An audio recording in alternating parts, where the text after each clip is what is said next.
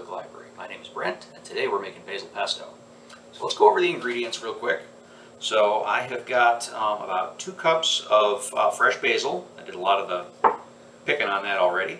I've got some fresh garlic here.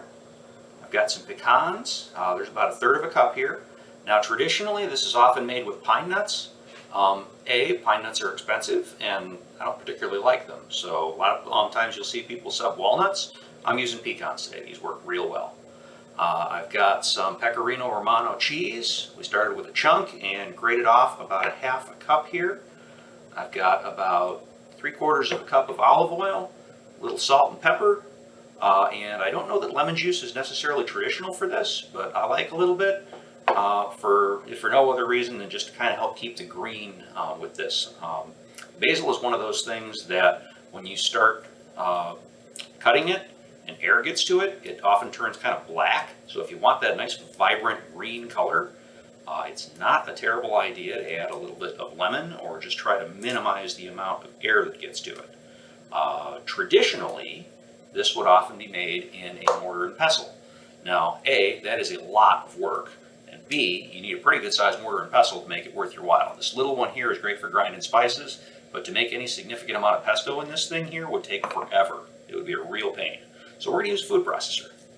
So I'm going to go ahead and finish picking the basil here. You just want the leaves. You don't want the stems. So go ahead and plop that right in the processor. And 2 cups of basil is a lot of basil. So keep that in mind. If you're buying it at the grocery store, those little plastic packs you get usually are not going to work real well for that. So the Romano, I used a box grater on that and just grated that like that, and then scooped it into a measuring cup. Set that aside for a minute. Put the pecans right in there, along with the garlic, and just this little bit of cheese here. I'm just going to pop right in there. Traditionally, you add that kind of towards the end. We're going to put the lemon juice in there because we're trying to use that to minimize the oxidation. We're going to pop this on. Give it a few pulses to get it started. I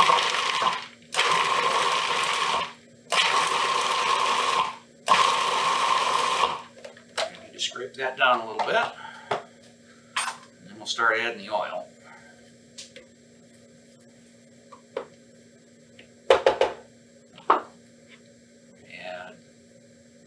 Probably about 1/2 of that at first. We'll add some more as we go.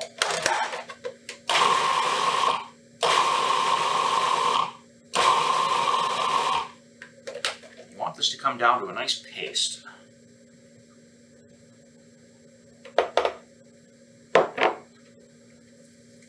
So you don't want this super chunky. Let's give that more here.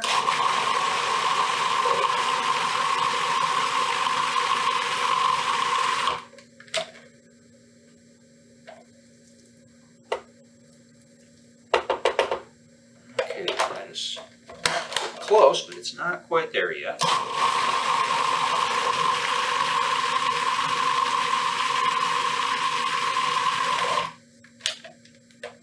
Oh, that's coming along nicely. So we're going to add a few grinds of black pepper, not a ton. We're going to add, now we don't want to do a ton of salt to this because the cheese has got plenty of salt in it. Let's start off with maybe about 1/4 teaspoon of that.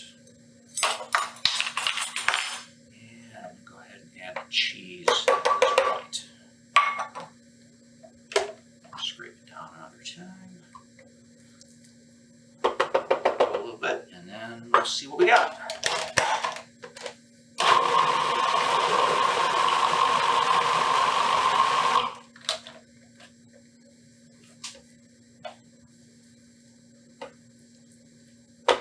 That looks like it's coming together very nicely.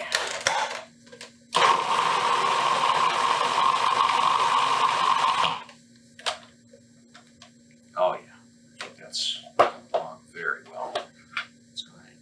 taste and see where we're at. I like that a lot. Let's pause this for a second. We're going to clean everything up, and I'll show you the finished product. So this is our finished product. We've got maintained a nice green color. I believe that the lemon juice really helps with that. We've got a lot of flavors going on in here, and you can pretty much taste them all. You've got the basil, you've got the lemon, you've got the olive oil, the cheese. It all comes together. Keep in mind that this stuff here, a little bit goes a long way. There's a very powerful flavor here going on. What can you use pesto for? Well, one of the most common things you see people use it for is pasta sauce. You don't need a ladle full of this stuff. A couple tablespoons is plenty in most cases. You got a lot of flavors going on here. Other things you can use it for, mix it about half and half with some mayonnaise. Makes a great sandwich spread for turkey sandwich or grilled chicken. You can put this on grilled meat. It's quite good on just cooked potatoes, or if you're making bruschetta, a little drizzle of it over some pizza or something. Goes very well with any of those things. So if you're storing this for a long period of time, keeps well in the refrigerator in an airtight container for a couple of weeks without too much trouble. It's not a bad idea when you're doing that to give it a little drizzle of oil over the top before you put the lid on. It just helps to maintain keeps the air out of it a little bit. Because if the air gets to it, you will see the top layer will darken. That doesn't affect the flavor, it just makes it look a little different. You can also do single serves of this here. If you put it into an ice cube tray, you get smaller bits and then pop it in the freezer. That works out quite well too. And to finish up, just a couple of quick examples of things you can do with pesto. So we've got a little bit of it here as pasta sauce, just with some store-bought tortellini. I've got a quick bruschetta here. Basically just took a piece of French bread, spread a little of that pesto on it, put a piece of mozzarella on it, popped it in the toaster oven. Just a couple of quick examples. Mighty fine. Give it a shot.